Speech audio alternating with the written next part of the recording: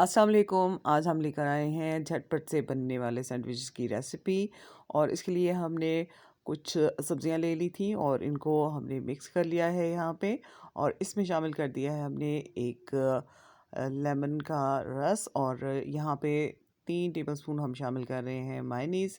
साथ में हमने श्रेटेड चिकन जो है बॉईल करके शामिल कर दी, और इसको हमने अच्छी तरह से मिक्स कर लिया।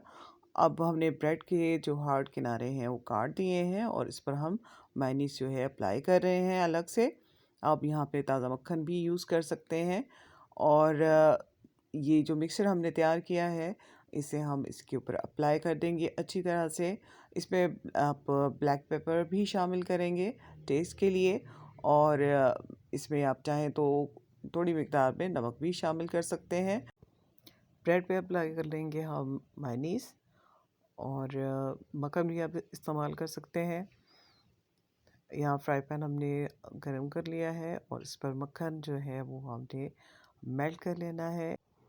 ये बहुत मज़े के सैंडविचेस जो है वो बन के तैयार होंगे, और आप इसको यूज़ कर सकते हैं बच्चों के टिफ़िन बॉक्स में, स्कूल में भेजने के लिए। आप ट्रैवलिंग टाइम में ये यूज़ कर सकते हैं। आप किसी भी पार्टी में ये सैंडविचेस बनाकर दाल जो है वो समेट सकते हैं। उम्मीद है कि आपको ये सैंडविचेस पसंद आएंगे। अपना बहुत ख्याल रखें। अल्लाह हाफिज़।